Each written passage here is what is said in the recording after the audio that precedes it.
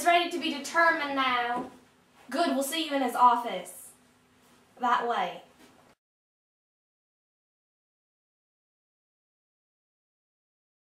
Enter.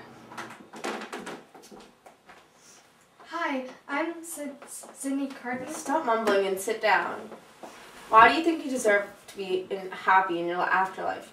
For most of your life, you were a drunk, pathetic scoundrel who had potential but wasted it. But I...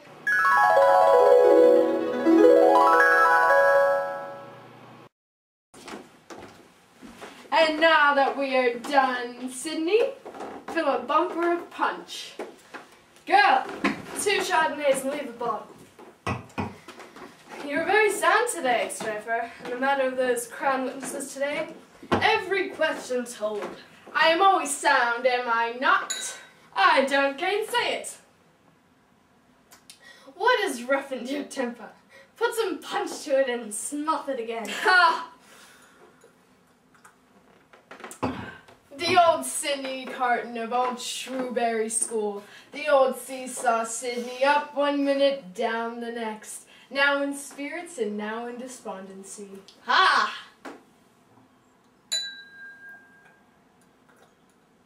Yes, the same Sydney with the same luck. Even then, thank you, girl, I did exercises for the other boys and seldom did my own. And why not? God knows it. It was my way, I suppose. Carton, your way is, and always has been, a lame way. You show no energy and purpose. Oh, funny. Look at me. Oh, bother nation, don't you be moral. How have I done what I have done? Or how do I do what I do? You're always in the front rank, and I was always in the behind. Don't you? I had to get to the front rank. I wasn't born there. I was not present at the ceremony, but my opinion is you were.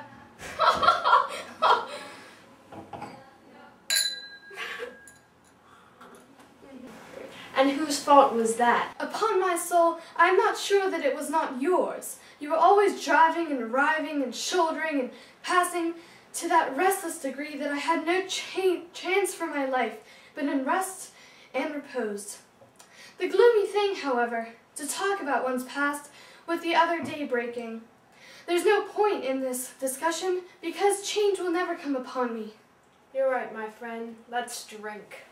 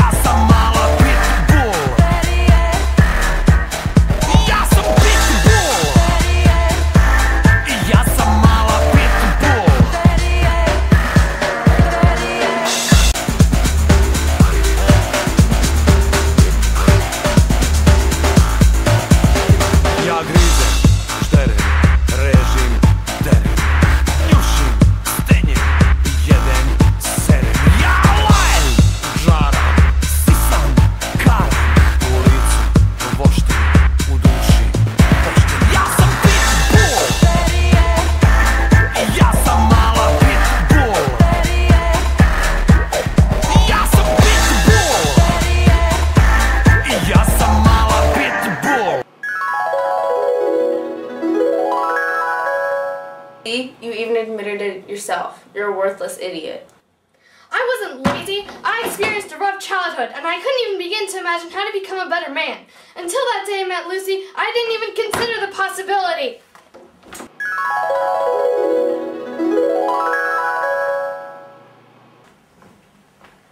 Pray forgive me, Miss Manette. I break down before the knowledge of what I want to say to you. Will you hear me? If it would do you any good, Mr. Carton, if it would make you happier, it would make me very glad. God bless you for your sweet compassion. Don't be afraid to hear me. Don't shrink from anything I say.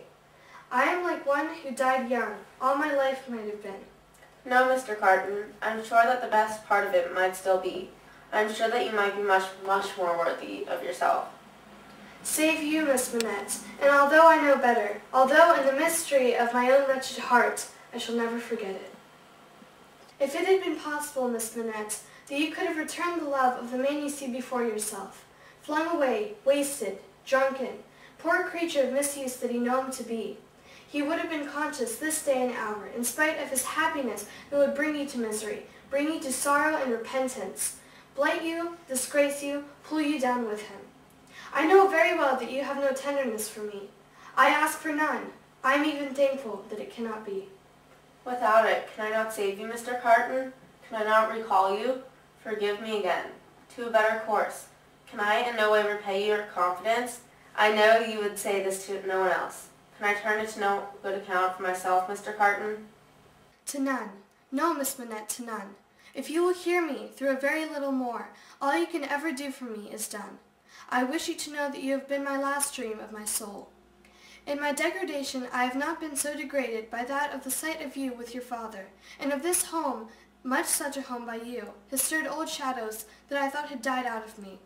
Since I knew you, I have been troubled by remorse that I thought would never approach me again, and have heard whispers from old voices impelling me upward, though I thought were silent forever.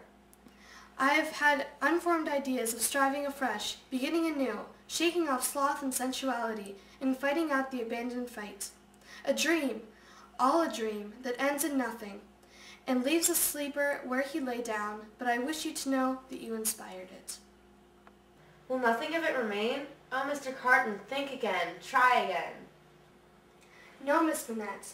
All through it I have known myself to be quite undeserving, and yet I have had the weakness, and have still the weakness, to wish you to know with what a sudden mastery you kindled me, heap of ashes that I am, into fire.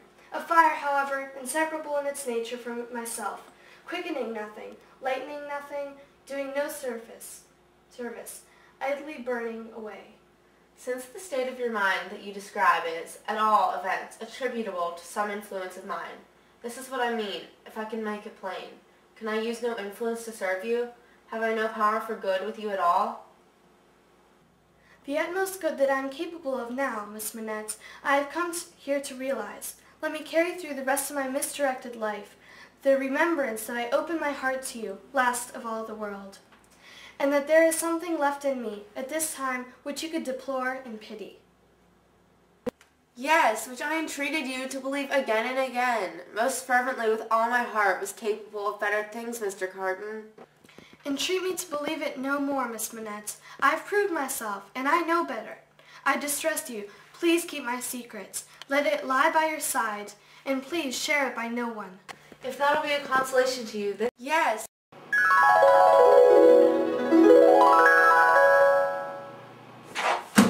What are you doing in my office? I told you to stay out of my office. Get out. I gotta go.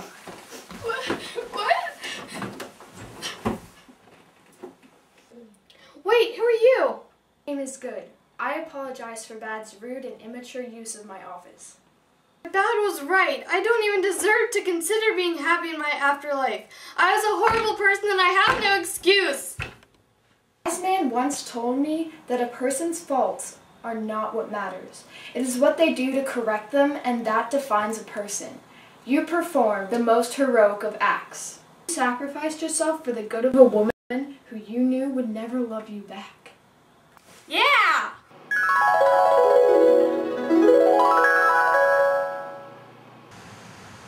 But for you, dear stranger, I should not be so composed, for I am naturally a poor little thing, faint of heart, nor should I have been able to raise my thoughts to him, who was put to death, that we might have hope and comfort here today.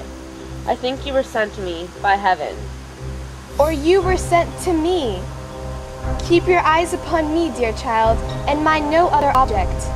I mind nothing while I hold your hand. I shall mind nothing when I let it go, if they are rapid. They will be rapid. Fear not.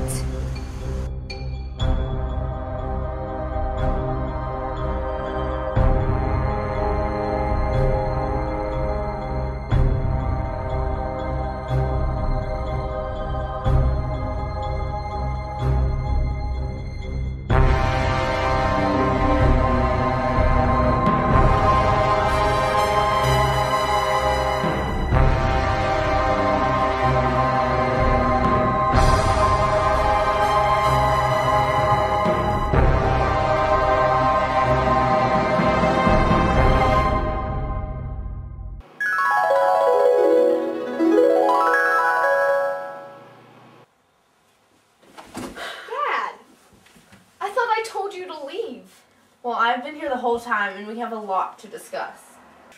This is a lot to process. Can you give me a second?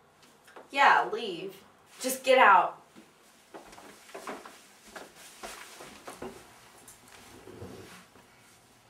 He obviously doesn't deserve to have a good afterlife. Did you see how he acted for most of his life? For everything I explained to him, he clearly deserves to be awarded for his final act of heroism. But one good deed does not pardon a life of sin. What's most important is that he realized his faults and changed in the most drastic way possible. And he transformed into a valiant man. I guess that does make sense, but just because he finally changed, does he really deserve a good afterlife? In peace after all the terror he experienced. Good points. So I guess I'll let this one go, but it doesn't mean I was wrong with my point. Of course you weren't. Sydney Carton, please enter.